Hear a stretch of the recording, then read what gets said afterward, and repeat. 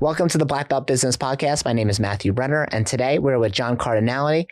John started his first martial arts school at 19 years old and opened it up while he was a student in university. So today you're going to hear how he went from that transition from being a student and a business owner, and now his school consistently does in the $50,000 range each and every month. And you're going to see how, if you are thinking about starting a martial arts school, a lot of times people think they're too young or they don't have enough experience. You're going to see how he did it, so you can do the same thing too. So John, welcome. Welcome. Thank you for having me. My pleasure. So tell us, most people, when they start a business, they might start it after college, maybe much later in their life, in their 30s and 40s, when they have more experience. Your story is completely different. You started very young, when you were 19. So how did that even happen? Yeah, great question. So I started training in martial arts when I was 5 years old, and I trained all throughout adolescence. But the business part of it was not something that I was involved in. I know for some people in our organization, at least very young, they're involved pretty early. So for me, that wasn't the case at all. I loved competing, I loved training, but and the teaching and business part of it was never a thing. But I was still getting the skills of kind of how to do it. And growing up in a martial arts school, I kind of, the way that things go a little bit more than others. You get the culture a little bit better. And then when I was 17, my sister graduated, went off to college. Maybe I was 16. And then a couple of instructors ended up leaving. And there was an opening. And the head instructor at the time asked me, hey, do you want to teach? I thought to myself, yeah, definitely. And then the entire time after that, I was this is not for me. This is just something I'm doing because I like karate and I also like making money. But you weren't yes, you did martial arts since you were a kid. And yeah, you loved it.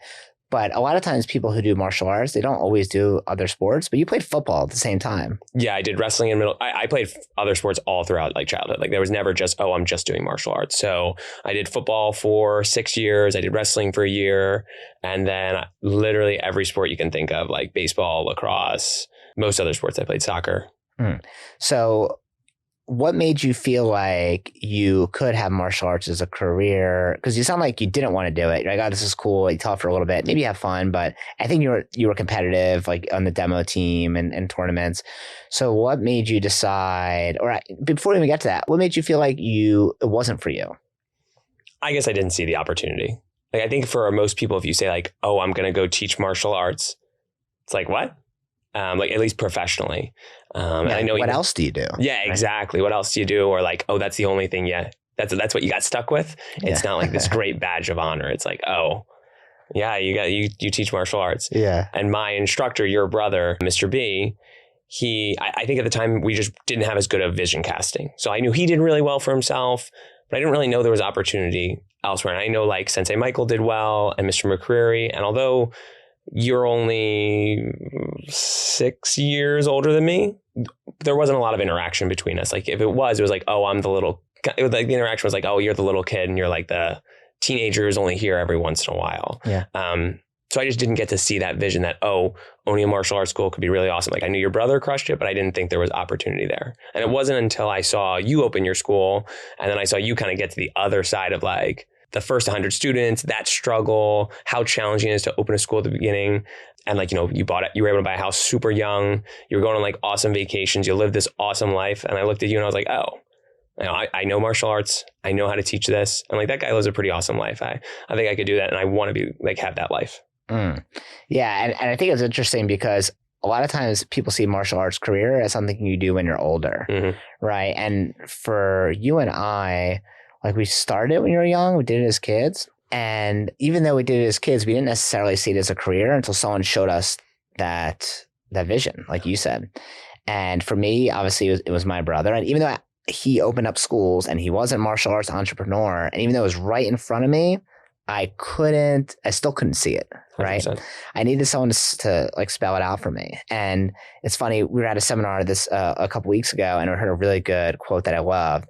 And it said your nose is only an inch from your mouth, but you still need someone else to tell you your breath smells. Mm-hmm. Right. So sometimes you just need someone else to, even though something's in front of you and it's obvious, you need someone else to tell you. Yeah. Right? And just a kid too, the things that you glamorize that we know now, aren't that awesome of wearing a suit every day, going to work in some fancy high-rise building. That all sounded really cool and important at the time too. So when you decided to, or you saw me, okay, so I opened up, I was 6 years older than you, and I opened up a school, went through the struggle, but then I was like the young person, right? Everyone else was like kind of like older people that ran schools in their 40s and 50s, but I was like that young person. And then obviously I saved up money and I bought a house and, I went to travel all around. And as a young person, like that's what you care about. You see other people buying a fancy house or living, going cool places. Like, yo, dude, I want to do that. Right. So what made you think that just because I did it, you could do it? I think that's just like part of who I am is like, oh, I can learn it. Like, hey, this isn't that complicated. I looked around and I think we have a lot of really smart people in our organization, but I also was talking to some of the people who, some of them aren't even involved in action karate anymore. And they kind of told me their workflow. And my thought was like, hey, I bet you if you can do this, if your brother believes in me, if Miss Jackie, his business partner, believes in me, like I might not believe it. Like I definitely had some imposter syndrome, but the way I was able to work myself through that was like, okay, if these people are telling me I can do it, if I'm looking around and like success is all around, if you follow it and do what you're supposed to do, I bet you it'll work out. Yeah. Success leaves clues. Exactly. Right. So when you decided to, how did you go from like, okay, I'm teaching here to like, oh, I'm going to open up a school? Yeah. Great question. So at the time I was working at a pizza place called Jules Thin Crust. And how's the pizza there? It was pretty good. It was all Do like you eat there now? Like, would you go there and be like, oh, I'm going to have a slice or a pie or no? No. Okay. I feel like now we're spoiled by like Angelo's or something like really good or like Pizza John. But at the time, like also this is like the suburbs. So there's not as much like gourmet type pizza. So I'm working there. And at the time I'm making like 12 or 13 plus tips. And I'm like, oh, what were you doing? You delivery driver? No, I'm just behind the counter. Like you cut the slice, you put the slice in, like they have like a little reheat oven and then you like hand it to the customer. So you're pretty much like the front and then there's like chefs in the back. Okay. And that was like a super easy job. Like it's a bunch of like me hanging out with a bunch of like my friends. I had 2 best friends who worked there and a bunch of girls, all my age. So it was just like a really fun experience. And at first I was like, oh my goodness, this is amazing. I'm making $12 plus tips. I am like crushing it right now. Because at karate at the time I was making like $8.50. Okay. And I then slave labor, working the lines. Of course. So then I read Rich Dad, Poor Dad, and I was like, oh crap. I am like, someone else is getting really rich off of me sitting here, cutting this pizza, putting it in that little oven and giving it to someone. And then I asked your brother, like, hey, I want to do more in action karate. Like, I get that there's opportunities here. And even if it was, hey, I was not all in on karate. I wanted to go away to college, but I was like, hey, I think I could do more, make more here. Cut out Jules, just do this. So at the time it was, okay, there's a failing school. We're going to invite him here. We'll have you guys like meet. We'll take class together. We'll all go out to lunch together. And then you'll go and be his enrollment director and we'll pay you $20 an hour. I was like, boom, I'm really like on fire now. He showed up late the first time. And it was like a super wacky guy. He had like legitimately 3 students at the time. And my conversation with your brother, Mr. B, was you're starting from scratch. So like realize that. This wasn't someone from within our organization. This is someone from outside. Someone from outside. I don't remember his name. It was like some old guy who had a school in New Jersey. Okay. So, and then the first time I was like, okay, we'll give him like the benefit of the doubt, which I think is not even how we roll anymore. But at the time, like this was a whole new thing. Second time showed up like an hour and a half late, like not like 2 minutes walking there, like an hour and a half late. And it was like, okay, that's not going to happen. And then we shifted that to, hey, I'll be like the co-head instructor at Feasterville, like the main school at the time, and kind of take from, okay, that's not opening, but you can be the co-head instructor here. And I came in to talk to Mr. B and Miss Jackie about like the details of what that is. He said like, hey, I think I have something you're going to like better. And then he said like, you could do this, or you could open your own school, and then kind of like broke down the numbers of what that would look like if the school was grossing 30,000, how much I could about make, or 40 or 50. Can you go run through that for us? Like how much does a person generally make if the school's doing 30,000 or 40,000 or 50,000? Totally. So I'm going to start with just the instructor payroll. So the way that it works as an owner, obviously like an LLC, you have like 2 different hats. The first is like you're paying yourself for working there. And then you get your profits. So I had 2 business partners. So we'll start with just what I would have paid myself. So in our organization, it's 30% at 30,000. So the payroll is 30% of 30,000, which is $9,000 at that level. And then normally the 2 full-time people split that. And then anyone who's like a part-time-ish instructor, just you cut up like their piece and they get their payroll and it comes out of that big total pie. At 40,000, that percentage of 30 stays exactly the same. So then that is 15, I believe, somewhere around there. And even at the time when I heard like, oh, you'd be making 45 grand, like remember, I'm going from $12 an hour. I was like, oh my goodness, I'd be really crushing it. And then when I heard the number of 50, I was like, just from our instructor payroll, I was like, that's amazing. I'm not going to get what that number is for 30% of 50. But in general, like it's, keep building the payroll up. It's capped at 30. And then, you get your percentage of the profit. So in my school, I own 49%. So I get a little less than half of all the profits. And I was able to like talk to another owner at the time who also owned 49%. And his school did like very low 30s. And he told me like, oh, I'm taking home like 12 grand a month. And I was like, hey, and this guy also told me his hours that he was working. He's like, I show up at 2:30 and then teach till like 7 or 8. And I was like, and he's pulling in 12 grand. I was like, I think if I put in more hours, I could do more than that. And even if I just did 13, that'd be pretty awesome. Yeah. And you have like two different sources of revenue in that situation. The one source of revenue is you're an employee there because you're the head instructor, right? Mm-hmm. And with the head instructor, we do revenue sharing where you get a piece of however well the school does, you get a piece of that, right? Yeah. So it's almost like being an owner without like the headache. Exactly. Then there's another part of it where if like, oh, you own the business, then you also get a piece of the profits of the business. So what's left after the expenses. So those are two different buckets I also wanted to distinguish. In your situation, you're working there as an employee and you also had ownership in the business, but you didn't just get ownership, right? You had to like purchase equity into the business in order for it to open. So how much did you invest money to become an owner? Yeah, great question. So obviously I'm a 19-year-old. I'm a freshman in college. So it's not like I have this like vast pool of savings to pull from. So at the time I had like 10 grand in savings. Wait, you didn't have like a ton of bar mitzvah money left over? I missed that boat. So I had like 10 grand in savings from like working at karate, working at, the pizza place that I just like saved up over time. And then I went to Wells Fargo, gave them my whole spiel at 19 about like this whole business. And they said, we'll give you $1 grand. Which obviously I was like, okay, that doesn't even help me at all. Like that gets me nowhere. And I really probably needed, the expenses would probably be like 40 to 60 grand. And we were going to run it pretty lean because I didn't have any expenses. I didn't have kids. I didn't have a house. Like I was living at home with my parents. And you weren't paying for college?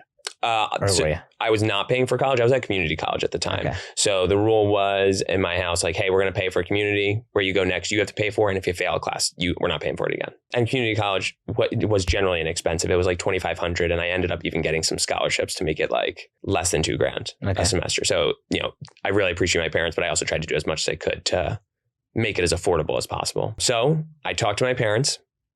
After the first time I had this conversation with your brother, Mr. B, I told him like, no, I don't think this is the right time. Then, the action karate. What made you feel like it wasn't the right time? It was hard for me to commit to like wanting to be in the Philadelphia area forever. Like for me, I really wanted to go to college out of state. And then you couldn't get in anywhere else probably. Oh yeah. Okay. So keep going. So I really wanted to go to college out of state. And it was like, obviously that, hey, if you open a school, like you're not going to leave a year in, like that doesn't make any sense at all. Like this is your business now and you're in charge of it. So I was like, I don't know if I can make that commitment. And then your brother told me, if you wait, which you totally can, 3 years from now, you're going to come, we're going to do this. And you're like, I wish I started earlier. And if you do it now, when you graduate college, you'll be like, oh, I'm 3 or 4 years ahead of where I would have been. Yeah. And for me, that like FOMO was like enough to push me over the edge. So then I go with my parents that night. I'm like, Mom and Dad, again, I'm 19. I'm still living at home. This is not even, I'm like finishing my first semester of college. So like, we're not settled in. We're like really just still figuring everything out. I have this great idea. I'm going to open a business, but I need help. And my dad was like, my mom and my dad both said automatically, no way. Of course, you're not doing that. Not that we don't believe you could do it. Like we've seen you teach. We actually like think this would be a really good opportunity for you long term. But you're a kid right now. And we also want you to have like a college experience. And I told my parents, like my pitch back to them was, okay, I work 10 hours a week at karate already. And I work 20 to 25 hours a week at Jules. I'm already doing 30 to 35 hours. Why don't I put all of that energy into one thing? And it's really not that big, much more. It's not like I'm going from working 2 hours a week to now 40 to 50. It's like, hey, I'm already almost at full time. I think I could still do this. My dad's response was, we're not putting down all this money for you to have some part-time fake business for you to mess around with. And to be fair, your dad trained too. My dad was a black belt. He had coached like our demonstration team. My whole family were black belts. Like we had been involved in action karate for 15 years at this point. And even him is like, what was his job? What did he do? He worked in IT. Yeah. So he had a good IT job. And so he's not like some guy who doesn't really have anything going for him and doesn't understand. Like he has a professional career, does great. Your mom has a professional career too, outside of martial arts. At that time, she was outside of martial arts. She was doing blinds, right? Yeah, exactly. So like custom blinds and stuff. So even them who are black belts within the organization. They are working professionals. They didn't even see the vision and they just said no to you right away, even though you're doing it your whole life. How did you, because there's always like, even right now, there's always people like teenagers that come to me and like might want to be interested and their parents may or may not be supportive, but like, there's always a part of them that thinks, oh, I'll do this later. I'll do this later. When all the stars align and things are perfect and everything makes sense, then I'll do it. But as you know, that never happens for most people, and they get stuck in mediocrity forever, right? They just keep on doing the same thing they've always done, and either have to get the same job that their parent had, or do something that their friend is doing, and they never get to live like an extraordinary life. So for you, like, how did you convince your parents? Great question. And for me, part of like the internal sale was exactly that. We have some lesson a week that we'll tell to our students about like, do you wait to start driving to California until all the lights are green? No, that's like the silliest thing you've ever heard. But how many times do you tell yourself like, oh, I'm going to start working out once I'm in better shape, or I'm going to start reading, taking care of my body once XYZ thing happens. It's you take a step, things aren't perfect. You take another step, things aren't perfect, and you keep moving forward. Okay, so back to that night in my parents' house. Then my dad says that comment to me. And this is when my dad and I are both like loud Italians. So there's lots of like hand motions. There's lots of like yelling going on. And for us, my mom will then be like, you're both yelling. We're like, we're not yelling. And I go, great. Being a stubborn 19-year-old, if you won't help me, I'll do it without you. And I walk out. And then I went to a friend's house and I went in the basement and I'm like explaining the whole thing to them. And they all tell me I am the dumbest person they have ever met. And they can't believe I'm thinking about doing this. So I'm like, all right. I'm stubborn. You're not going to sway me. I'm just sharing my story. So then I leave. Wait, but what made you feel like you could do it even though your parents are telling you you can't and your friends are telling you you're dumb? Well, I had really good role models of like, hey, I'm not making this up. Like, they told me 1 out of 2/3 of all small businesses fail in 2 years, and then some funny statistic like that. And then another quarter of them or something. There's some outrageous number in 5 years of how many small businesses fail. I said, but I'm not figuring this out on my own. Like, I just have to do what is already shown to me. Follow the recipe. Exactly. Like the success leaves the clues. I'm not making up all the systems. There's a phone script. Call the leads and say the words. Hey, here's how we do an intro lesson. Here's how we do enrollments. Here's how you teach classes. And I already knew how to teach classes. And I already got the culture part of it. So for me, it was all those statistics I don't think apply here. And at the time, there really hadn't been any action karates that hadn't followed the systems that went out of business. And that was like a big vote of confidence for me of like, hey, there has to be someone here. There's obviously people in the organization smarter than me, but there's got to be someone here dumber than me figuring it out, making it work. And if they can do it, I can do it. So I went to a friend's house. They were like, I can't believe you're going to do this. All the statistics about small businesses failing, how much money it was. And I was like, okay, this isn't like the environment. This isn't what I'm looking for. So I left. I'm sitting in my car and I call my mom and I'm like, okay, I want to come home.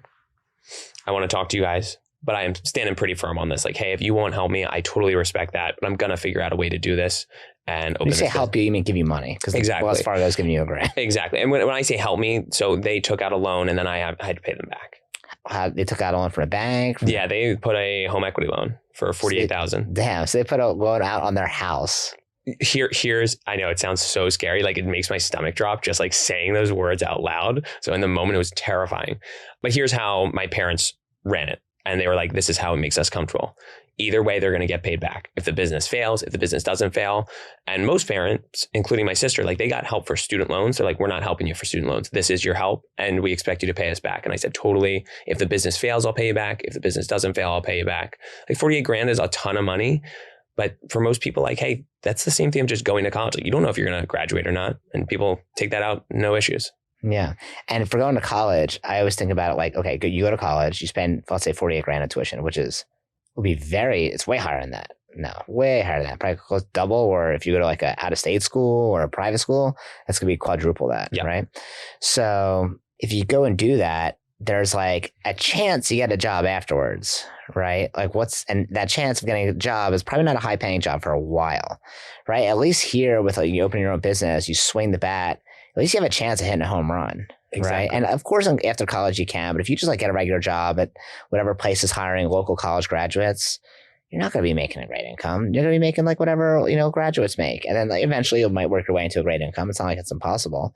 But like, why not go up to bat like for yourself and your own systems and control the entire process along the way, as opposed to just following the paved path of whatever school told you to do. But did your parents say that you had to be in school also at the same time, or could you just have not done school? That was part of the agreement. And for them also, like, hey, I'm someone I kind of like to hedge my bets. So my thought also was, hey, if I can get through college, and worst case, if I get through college, this business doesn't work out, but I've paid through college along the way, sounds good. Yeah. Like, hey, I got a degree. I don't have any debt from like going to college, and I'll pay my parents back, and it's all good. Like, that's the worst case. So for me, that was also like a hedging of my bets. Okay. So you took out a $48,000 loan. Yeah. Were you like shitting yourself? Yeah. Especially as a teenager, at $48,000, like it sounds like $1 billion. Yeah, inconceivable amount of money. So I said this earlier, and I was trying to get back to it. Is like, so we took out I had the 48 from my parents. I had 10 from my personal, and then our build out ended up being like 200 grand, like just under like 180. So those numbers don't add up to half of 180. So pretty much every day I just busted my ass, like constantly of like, hey, this has to work. Your parents' house is on the line right now. And obviously, like, hey, my parents are pretty well off. The world wouldn't have exploded, but that pressure, I think, was like good at many points of like making me work super hard. So, we used the 48. I ended up getting down to like $2,000 in my savings because I also wasn't paying myself to try to like get some more sweat equity. And we were in a church like 1 block away all summer teaching, trying to get people in the door. And luckily and unluckily, our construction took forever. Like the permitting with the city of Philadelphia was horrible. One of the walls in our space was going like this and like warped and pushing in. And if you listened closely and like there was nothing going on, you could hear like as it was moving. That's terrifying. Yeah, horrible. So that was like a big part of it. And the lucky part is it took so long, and I obviously hated teaching. Like, I'm in the August heat in Philadelphia. It's 80 or 90 degrees. Everyone's in full uniform at a belt test on hardwood floors. No AC, where we have like a couple of like old church fans that were using to like move the air around. We built up a big student base in the time though. So when we finally did move in and we started having like rent, we had a pretty big student base. We had some revenue coming in. So we got out of the red pretty quickly. Okay. So how long did that take you to get out of the red? We had 100 students in under 6 months. We had, I said, like 5.5. Okay, cool. So at that time, how long did it take you to pay off the loan like completely? My parents are super generous. I've been paying them $1,000 a month for many months. I paid them back like 3 or 4 months ago, and it's done. Okay. So how many years ago? How many years was that? Took about just under 5. Just under 5 years. Okay. And I'm sure you could have paid it back sooner, but you just like did it slow because they probably weren't sweating it. Yeah. My parents, there was times where, hey, for me spending $500 a month on a loan, like especially in the beginning, was a lot. And then after that, it was, hey, I'm paying, I have to pay $20,000 a semester to Temple. So that really like boiled my blood of, hey, I could pay you guys back in real fast, but I'm going to send this money to Temple and I'll give you guys $1,000 every month. And for my parents, they were very relaxed about it. Like, the business started making money pretty quick. They didn't need the money. Sometimes I would give them like a $5,000 or $10,000 check, just like, hey, I want to move this whole thing along faster. But there was no pressure from them, which I was very like thankful and lucky for. So when I took out a loan for the first school, it was $80,000, and it took me, I think, about 4 years. And I remember when I didn't have that payment anymore, it was like the greatest thing ever. It was like, oh my God, all this money is leaving my bank account every month, and now it's not. But the same thing, it was like, my family gave me a loan, my brother gave me a loan, and it put a lot of pressure on me. So if I didn't pay that back, you're going to feel like an a-hole, right? Yeah. So this is while you're in school, right? So you worked at a church for a little bit while they figured out the construction of the building. What was your day-to-day like? Like, how did you, like, you're in class, and when he says Temple, by the way, if you're listening, it's Temple University. It's a public university in Philly. So how did you like do school and the martial arts school at the same time? I was really lucky that I didn't know what it was supposed to be. And I say that in the sense of I would wake up at 7:30. I was also super lucky. I live with my parents. My mom is literally a saint. So she would like make me breakfast. I would come downstairs. I would eat as fast as I could. And I would go to a community college at the time. You eat super fast. I do. Like if I'm eating a meal with you, I'm like 6 bites in and you're done. Listen, I'm on a mission. So I would eat my breakfast super quick, go to community college. While I'm sitting there, I'm like reading a professional development book in between business classes about some form of how to win friends and influence people, or the millionaire next door. And take the classes. While I'm in the classes, my phone is on, the ringer's on. I've already told my teachers like, hey, I'm opening a business. If the phone rings, I really need to take it. I would constantly step out, make calls, take calls. And then the second I got done at like 11, I would go straight to Manayunk, which is about an hour drive. So from Bucks County to Philadelphia. And then I would work until like 9 or 10 and probably take like a 30-minute lunch break. And what I mean earlier, when I was like, I didn't know what it was supposed to be, I remember calling your brother and being like, how many hours are we supposed to work? Because my employee at the time needs to take like 2 or 3 hours for lunch and to rest. And that doesn't seem right to me. I thought like, oh, you're supposed to work 12 hours every single day and, make it work.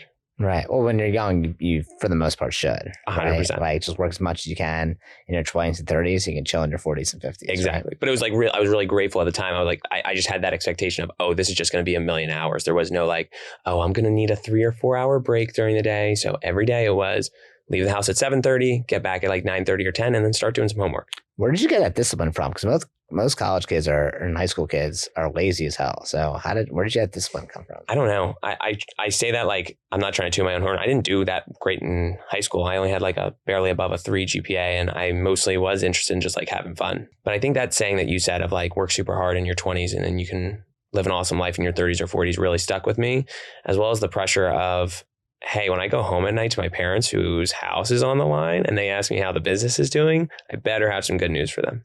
And what about with your friends? Like, did you have friend time, or like, did you still go to parties in school, or like, how did that work? Yeah. So in community college, at least at mine, there's no parties. There's no socialization. Like I actually have a couple people that like I know from community college, like 2 or 3, but most people you go to class, you go home. That's it. There's no like socialization. And every once in a while you'll have someone in class you like, but there's like 2 or 3 people I follow on Instagram and I'll like give them a like, or if they're working on something like a business, I'll try to support them, but knowing that I'm close with them. And there was no parties or friends for, I would say, probably like the first 6 months. And I would maybe see my friends once a month. Mm. And then did you feel like you were missing things? Did you feel like you were behind? Like, what was your feelings at the time? So at the time I had a girlfriend. So I didn't really feel like I was behind, because if I had free time, it was just easier to like, rather than coordinating 4 or 5 people, hey, I'm just going to go hang out with her at the end of the night. Once we broke up, there was a little part of me that was like, oh, I wish I got to do some of like the more college kid things of like having less stress. This was after the school was already successful. So what was she saying at the time?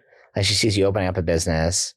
You don't have a lot of time for her. I'm sure you have some time at the end of the night, right? And it's not like you work till 11 p.m. every single night, right? 100% not. Yeah. No, I mean, you went from 11 a.m. in the morning to school till 11 a.m. and then you would go to the karate school and probably get home around 8 or 9 or something. Remember, it's an hour drive back, so it'd be more like 9 or 10. Oh, okay. Yeah, because of the long drive. So how did you handle your relationship at the time? So this is going to sound weird, but she was a high schooler. Like she was a grade below me. We went to high school together and we started dating before I started college. So for her, there wasn't like a lot of expectation of seeing each other during the day because she was still in high school.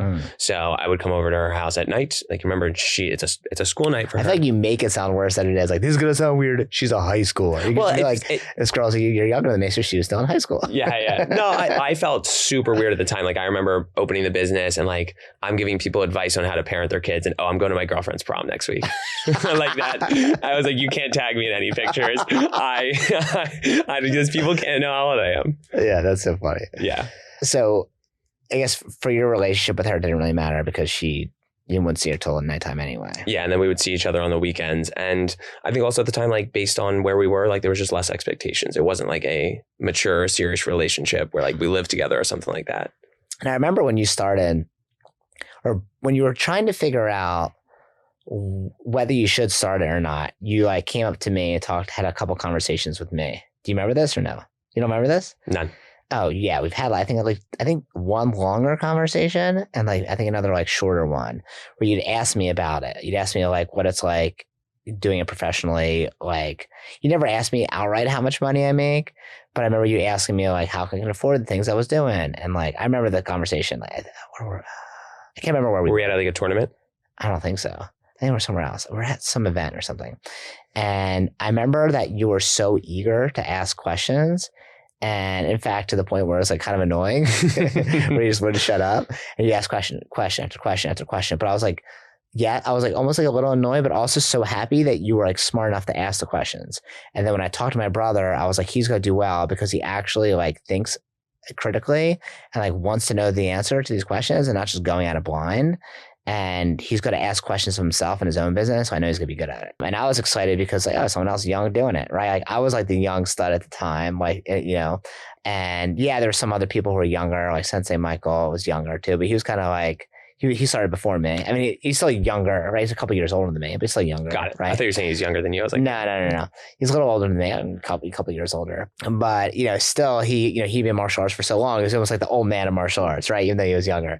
So seeing like you seeing me do it, now you do it, I was like, oh, cool. I'm the young guy. I'm like 21, 22, and now you're like 19 doing it. I'm like, damn, like he's really starting young. Yeah. So it was a cool kind of experiment to see on the side and just like how inquisitive you are. So at what point did you feel like the school was like successful? Like, was there a certain number you got to? Was there a certain feeling? Like, when did you feel like, okay, I did what I need to do. I'm so happy I did this. This is great. I think when we got to $30,000 in reoccurring revenue every month, like I was like, I can breathe. And that's when I felt like pretty good of like, hey, we got there. And then I think like part of my personality, honestly, is I feel like the goalpost is always kind of moving. That's something I'm always trying to work on, of like enjoying the moment and being grateful for where you are. And it's okay to want more, but not being, oh, well, I got here but I'm not there. And like not having that internal talk. So I think when we got to 30, I was pretty like, okay, we can do this. And even like along the way, when we got to 100, I was like, I got this. I know what I need to do more of this, do it a little sharper. You're going to keep growing. And then we got to 30 and we kind of got stuck at 30 for a while. And that's when we kind of needed to like shake things up a little bit. There's always going to be plateaus, right? There's going to be times you're doing great. Same thing with like lifting weights 100%. Or anything. Like there's always going to be plateaus. Yeah. And at the time I didn't understand that part of the plateau was spending 4 hours a day in class and an hour or two doing homework. I remember I was talking to Sensei Michael and he was like, once you graduate, your 100% focus is going to be on this. I can guarantee it's going to grow. And I was like, I don't know how it's going to grow. I feel like I'm giving all my mental energy to it, even though I'm spending time elsewhere. And obviously he was right. Yeah. When I talk to other martial arts school owners, when I take them on as clients for Double Your Dojo, like when I help them grow their martial arts school when they're outside of our territories, I would say 9 out of 10 times, I will refuse to take on a client if they have another job. If they're working another job, I'll be like, it's not going to work for you until you get rid of that job and you just focus completely on this. There's no way you can get to where you want it to be. Right. And I do have a couple who like tinker around here and there, but I'm always like, hey, just do this full time. You'll just make more money when doing what you love, as opposed to having one foot on first base, one foot on second base. You can't play like that. Yeah. It's so frustrating to see though, because that's what people. It's like the obvious answer that they can't get to. They can't get to. They just don't see it, right? So after your school got to 30,000, now you're making good money. You're making 6 figures coming out of college, right? Am I right about that? Yeah. Low 6 figures. Still, that's amazing. It's ridiculous. You're walking out of school with with a business that's giving you 6 figures in income, recurring, like immediately. Not like, oh, you work somewhere starting and then let's pause though. Yeah. My senior year of college is COVID. So it's like, oh, this is so great. I'm crushing it. Boom, COVID, we're shutting it all down. Got it. Damn. But that means also you're just stacking cash. Because like you can't spend it really. Yeah. In a way, right? Am I wrong about that? No, you are right. Like eventually that ended up at where I got to how many friends do you have that were making 6 figures at the time? Zero. I none of my friends even got in that. So I started dating another girl who's my current girlfriend, Megan, while we were in college. And she was like, ask me what I do. And I was like, I'm going to tell you. I need you to have an open mind. And I promise that this all like makes sense at the end. I was like, I teach karate. Wait, you told her this in the beginning? In the beginning. I was like pretty upfront with her. And I went through a phase where I didn't want to tell girls. I was like, this is embarrassing. And then I was also going through a phase where I'm like, this is my life. It's going to be my life and nothing's going to change. So if you're not on board, sounds good. Like, that's fine with me. But, you know, it goes like when you're trying to impress girls at like some college bar. Yeah. They're like, ooh, karate teacher. You know, fixing your eyebrows. When you tell a girl like, oh, I'm in pre-med or something, like, okay, that's going to grease some wheels, get this conversation going. When you tell her like, oh, I teach karate every day to 3 to 8 year olds or whatever it is, like, you do what? Yeah. Do you wear like makeup and a clown costume? Yeah, I remember being embarrassed about the same thing too. It doesn't make any sense, like logically, but you just have the idea of what is a good reputation job. Someone who works in finance or or I don't know, real estate or whatever. Like those are always seen as like high esteemed jobs, but ours do not. And it's funny because like whenever I would always like especially when it comes to dating, I would always use the same one to kind of soften the karate school sort of thing. They're like, oh, what do you do? And my first response would be like, oh, like I'm an ass model. And they go like, what? I'm like, I'm an ass model. And they like look at my butt, so that would be kind of cool and cute. But it was, A, I would do that as like a cute line, right? But B, it was also like some deflection of like, hey, this is not. And a lot of times like we wouldn't even get to what I actually do. And I was like, oh, if they like me and they don't even know what I do, they're really going to like me when they find out what I actually do, because it's really cool and I make good money and yada, yada. So being like, 6 years ahead of you, I was able to do some things that you figured out that you want to do just because I was like ahead of you in life, right? So I was making money before you and started the school before you. So you're able to see that and ask questions. And like one of the major things that you did that I was so happy you did is like you saved money and bought a house, right? And now you do like house hacking in your house. So for someone who's young and listening, well, tell us how you got your house and then like what you do now. Yeah, totally. So during COVID, I did like the thing that everyone says to do of like live with a bunch of roommates, try to live super inexpensively. Like when I was in college, my first rent every month was $300 a month. Wow.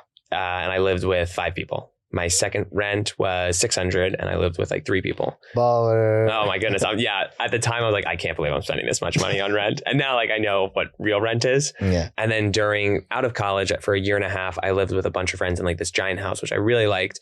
We each paid like $600 or $700. So it was the same thing. Like, hey, a bunch of people, we're all going to get in a house and live inexpensively. And I had the income to not do that, but I was trying to save for a house. So my goal was I'd watched you do it. You purchase the house, you put 20% down. You fill the bedrooms beneath you and you make sure that the house is comfortable for you to live in. And then those roommates pay your mortgage. And if something comes up or if something happens, like you're good that way. And every year you really have like a second savings account of the principal. Like every year you have a forced savings account of that principal pay down. And whether you end up selling the house, whether you end up keeping it, like, hey, you're making money every year off of something that would normally be a liability. Yeah, I remember explaining it to you and for those that are listening. So you buy a house. You can't do this, by the way, if you're like married or have kids. Not really possible. Unless you buy like a multi-unit, which is hard to find in a big city where it makes sense financially. Or you're a straight wild card. Like if you live with your wife and kids in a house with roommates, you're a wild card. Yeah, I don't know anyone that does that. So obviously like single at the time, so you buy a house and then you just rent out the extra bedrooms. And you find like good people that you have good paying jobs. A lot of the people that I found is super interesting were people who recently broke up with a boyfriend or girlfriend and they wanted to live. I live in the city, so they wanted to live in the city, but they didn't want to get their own place because either they just like wanted to meet people.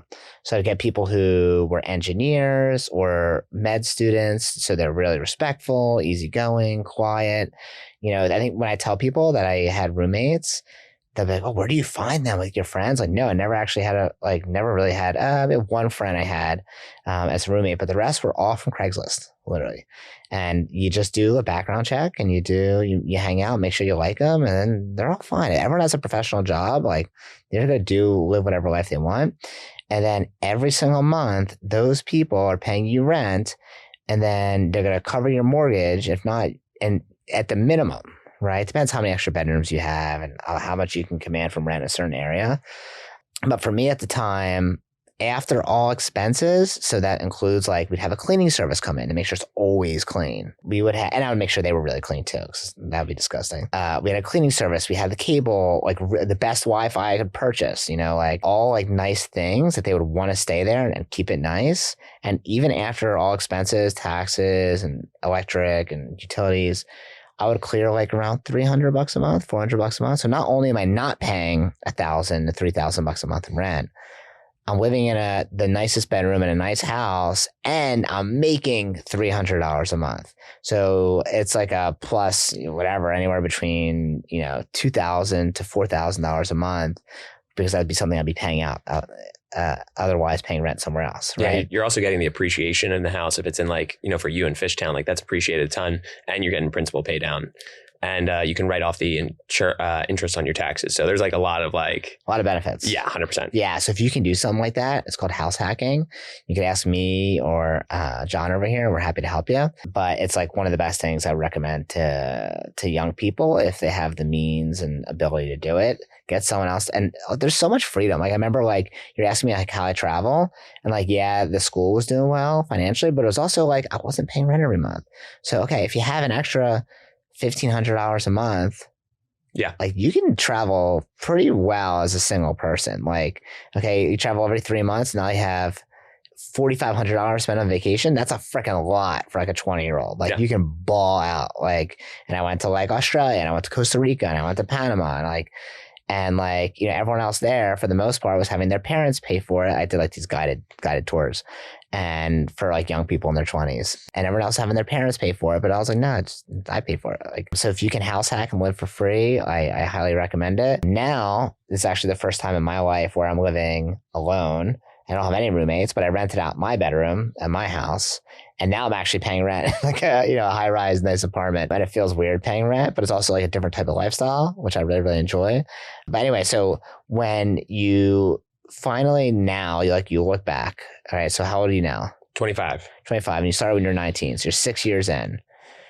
When you look back on it, what do you think? Like, what goes through your mind? Like, I'm so happy I did it. Or are you like, I would have done some things differently? What goes through your mind? I'm so happy I did it, and I would have done things differently. Like I know the mistakes that I made now. I wouldn't choose a different career, and I would still open the school, but I know what levers to pull at what times, like to make things go a little faster, to take out some like friction along the way. Tell me what you would have done differently. I had an employee at the time who wasn't a good fit. And the challenge was I was able to make up for 90% of the shortcomings and kind of like tee them up a lot of times for like sales. So I could do 90% of it, tee them up. They would get the sale, but a lot of it was wrong. Like a lot of the behind the scenes stuff was wrong, and I would just be fixing it. And I think I held on to that person for way longer than I should have. That's common though for like all businesses, right? You have someone, you're scared to lose them. Yeah. And you're like, oh my God, I'm gonna be stuck by myself. And I felt that feeling so many times, but it's funny because like once you make that decision, it sucks for like a couple weeks, maybe a couple months, but then it's so much better. Yeah. And you just hold on to it for dear life because you're like, who's going to teach classes? Who's going to do this? Who's going to do that? But when there's a vacuum and there's no one there, like someone's going to fill that vacuum, and you have a fire lit under your ass. It always ends up better afterwards. Right. And like, even with you and I remember I was talking with you about a conversation I was going to have with an employee, and I did. And it was like a very like straightforward, like not mean conversation, but like, here's exactly how I feel.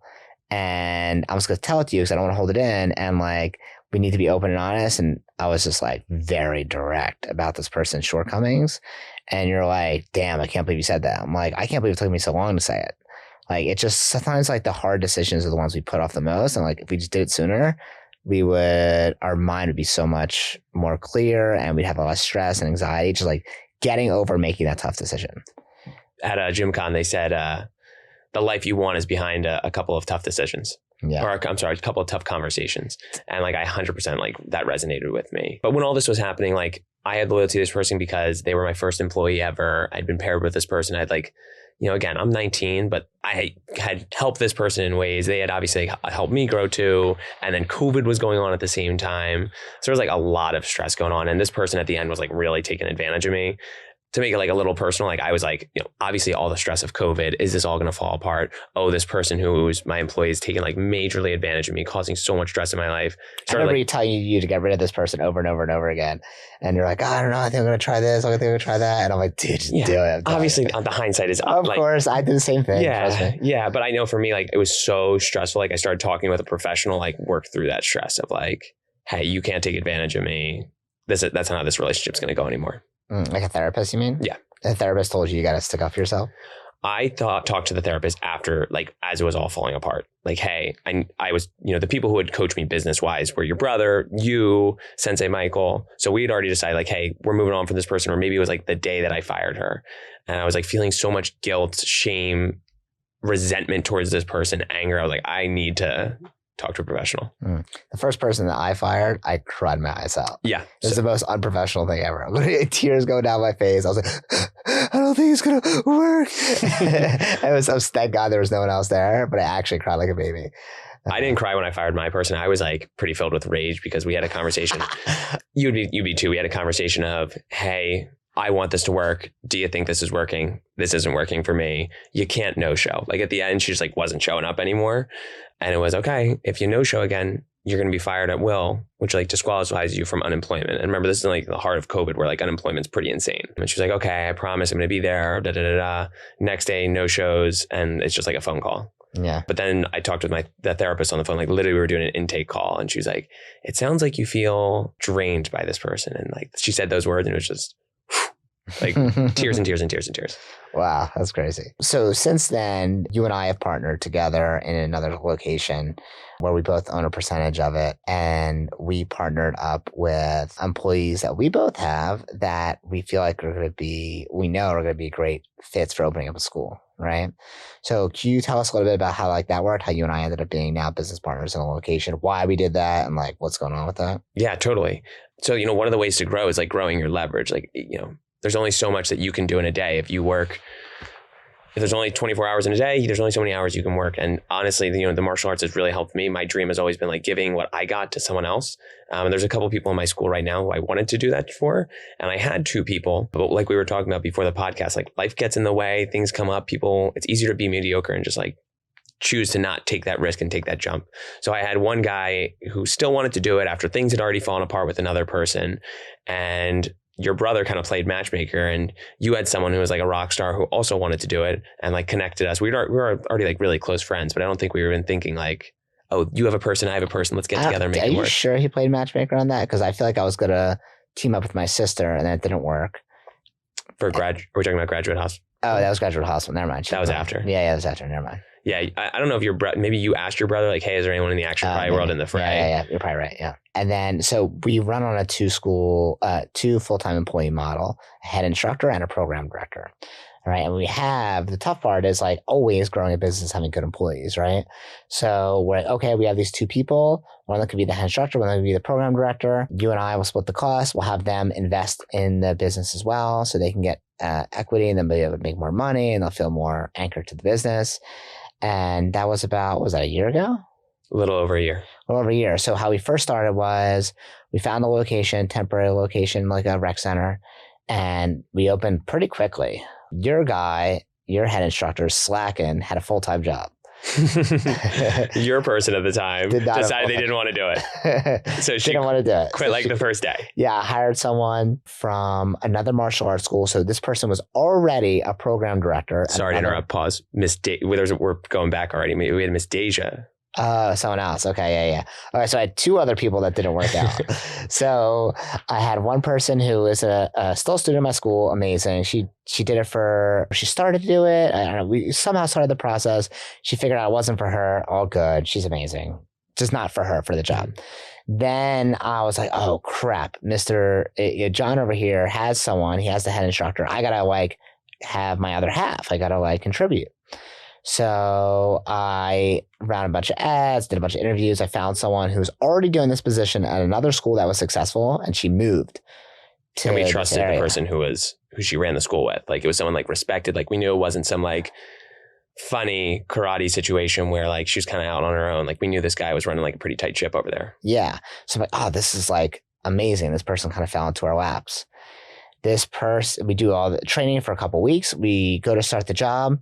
She doesn't show up the first day. Literally just doesn't show up. I text her, hey, I don't know. I changed my mind. She did show up the first day. I showed up like 40 minutes late. And I'm like, is everything okay? What's going on? The second day she's supposed to show up. She didn't show up at all. She didn't show up the first day. Second day, she didn't show up at all. I text her and I was like, hey, is everything okay? Like, you don't seem like the person who would just not show up for work. If it's not a good fit for you, it's totally okay. Just let me know. I want to make sure that you're okay. It was literally the nicest text message ever. That obviously I didn't really feel any of those words. I really was just like, probably like rage. But I was like, I'm going to say the nice thing and be respectful, be overly nice. And she didn't respond. Right. I literally just ghosted and never responded after that. I think I texted her 2 or 3 times over the next couple of weeks. And this person still watches my Instagram stories.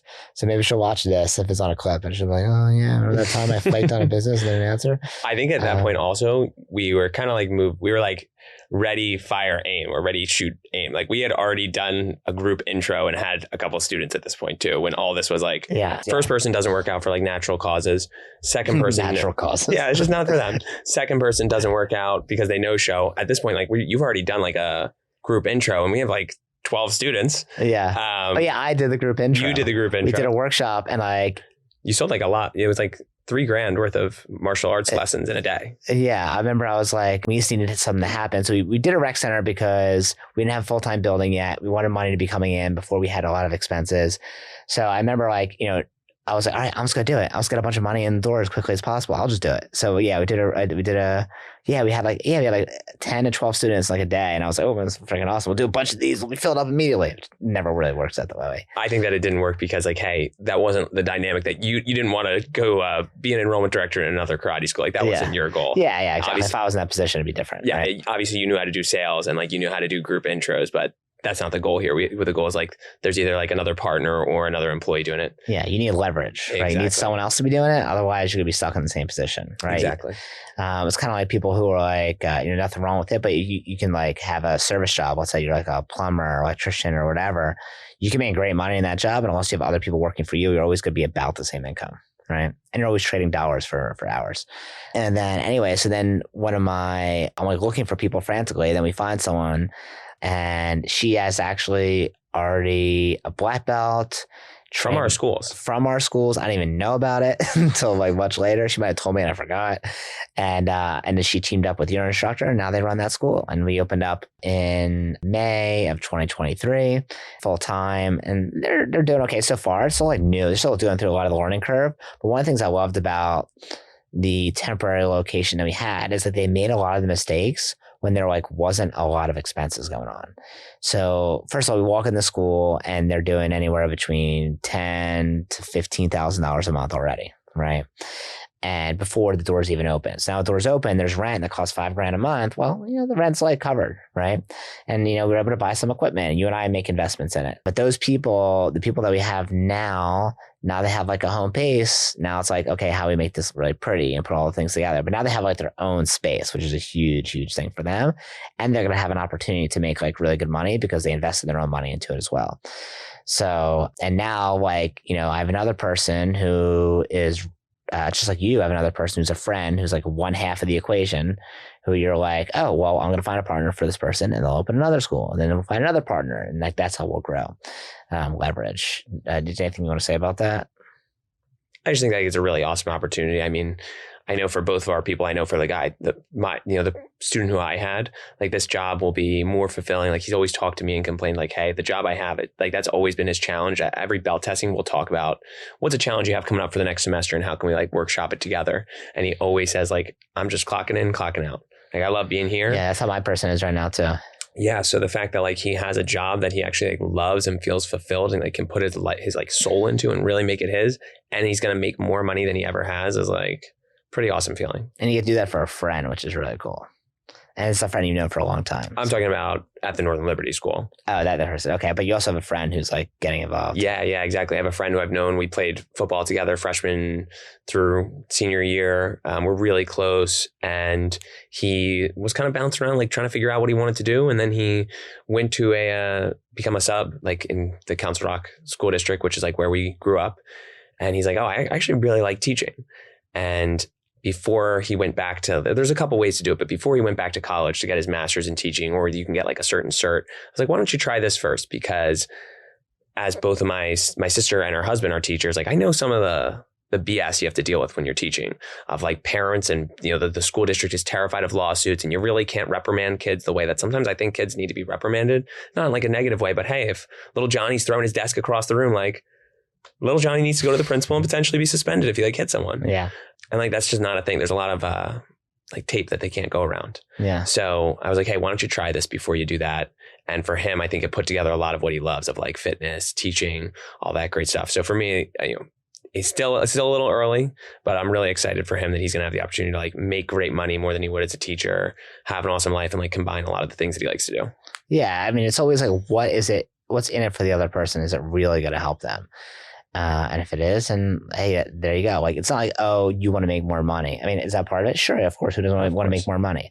But it also like really needs to help that person, right? Like, we gave up equity in the business that we have together to the employees because we want them to make good money, right? This is self-serving in a way because like a little bit, of course, because they're going to stay longer and they'll run it better. But like, we want them to have a good lifestyle. We want them to make good money, like make an impact. And even if they didn't, we still have a revenue share system as an employee where they could also make really good money. Right? Even in Action Karate in general, it'd be so easy in a lot of like organizations, it'd be easy for your brother and Miss Jackie, like his partner, to own all the equity, and there's just a lot of employees. Now, I think it would grow way slower. People would be less motivated. That's like another way to do it, but I don't think it incentivizes the individual and like helps them live an awesome life. No, definitely not. Like, if you didn't see me buying a house or going on vacation, you probably wouldn't have a school. You'd be doing something else. Yeah, 100%. If our instructors I imagine most schools make 40, their instructor gets paid like 30 to 40. There's no way I would have gone anywhere near this. Yeah. And our instructors are ranges, but they'll make anywhere between, on the low end, I don't know what, $4,500, $5,000 a month to $7,000 or $8,000 a month, depending on like how well the school does. That's the range. Plus we give health insurance and retirement matching and like a lot of benefits that most martial arts school owners like never do. Right. And what's most important really is like, okay, what is in it for them? And it's going to be better for them. Like, even today I was having a conversation with one of my head instructors, and he was talking about a student who is testing for black belt, and he needs to do his link in the chain project, which is like a social project we have them do to share the martial arts with their friends. And I'm like, okay, was the expectation clear of when it was due? Yes. Did you tell them they couldn't pass unless it's due? Yes. They 100% know that. Yes. So and he's like, yeah, but they're like late, and like, I want to help them. And I'm like, okay, what do you think letting him do it late is going to like help him or hurt him long term? She's like, well, long term it would hurt him. I'm like, okay, well then why do you want to do this? Like, why do you want to like let it be okay being late? He's like, I don't know, I just want to be nice. I'm like, I think you don't want to have the uncomfortable conversation. So you're not doing what's best for him. You're doing what's best for you by letting it go.